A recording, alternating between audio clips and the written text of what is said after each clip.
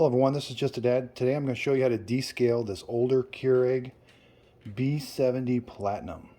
So this Keurig's been around a while, and we're going to descale it with white vinegar. This is according to the manufacturer's instructions that came with the Keurig machine.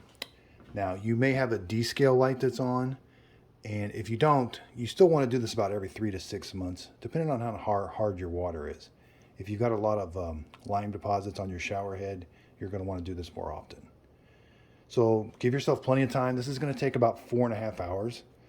They really want this white vinegar to soak. That's mainly what it's doing. It's soaking inside the machine.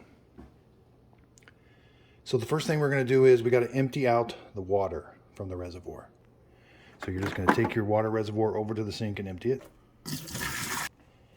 Now, if you've got a carbon filter, water filter, you're going to want to take it out. Not that filter. That filter stays in there though. So then the next thing we got to do is disable the auto off feature. So press your menu button. Press your menu button once. We got to go down to this auto off. See how it's off? You may have yours set for like you don't want the machine to turn off after 2 hours or 3 hours. But we want to disable that feature for now. You can go back and reset it. So we want the auto off to off. The machine will not turn off on itself. It's going to we need this machine to stay powered up the whole time. Go down here, keep hitting the menu button. Set your default to the largest setting because you're going to be doing a bunch of brews on the largest setting. We need to really run water through this. You may have it set on a much smaller size, so set it to default. We can go back later and change that. So I buy this vinegar at Walmart. It's 64 fluid ounces. It's $1.50, and it's just the right amount we need. This is a 60-ounce reservoir. We want to fill the reservoir all the way up with white vinegar. So here I've got the vinegar. I'm just going to pour the vinegar in all the way to the max line. Now the vinegar does kind of smell, and it's going to kind of smell when it's brewing too. There we go. So make sure you got a large container because we're going to be doing 12-ounce brews. So we've got our vinegar in. Activate the machine by opening it up. Make sure there's no K-cup in here. We're going to leave this empty the entire process.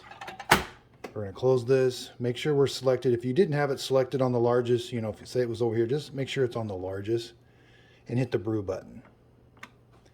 That's going to brew that vinegar. It's going to suck the vinegar down. It's going to put it inside that hot water tank inside here, heat it up, and then shoot it out the cup.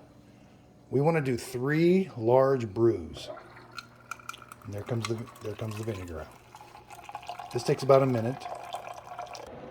Okay, so it brewed that. We're going to go throw this out. I have to lift the handle each time. Make sure it's on the largest setting. It's ready to brew. I'm going to hit the brew button. I'm going to do 3 of these.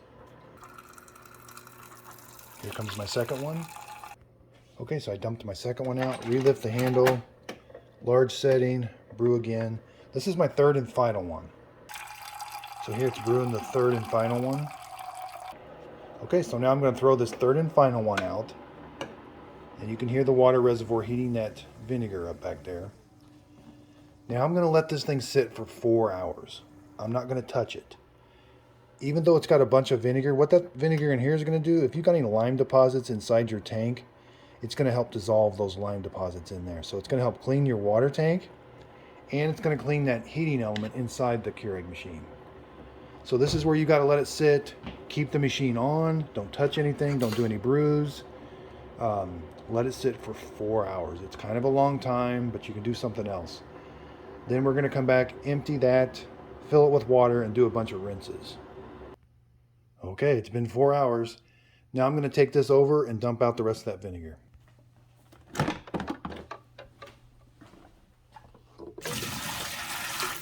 And again, we're going to rinse this out with soap and water to get all that vinegar out. And then we're going to fill this up with fresh water.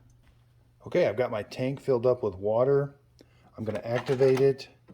Now would be a good time to kind of clean these out too. So you can just poke this up from the bottom. And it'd be a good time to kind of rinse this out with soap and water and get this all clean. And it comes apart right here if you need to fix your needle or anything. But then we're going to make sure you put it back in. The arrow goes to the arrow, and you're just going to kind of push it in. So we've activated the machine. We've got a nice large container. Make sure it's on the largest brew setting because we're going to do a bunch of brews. And then just brew.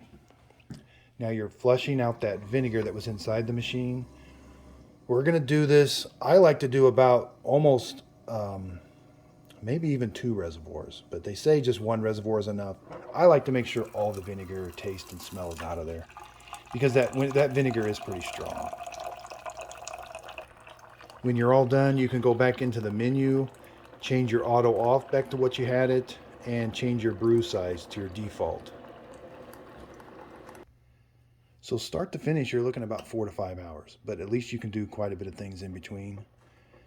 So I hope this video helps. This was exactly according to the manufacturer's instructions that came with this machine. If you've got any questions on how I cleaned this, please leave them in the comments. I check my comments on a daily basis, and I'll be more than happy to answer it for you.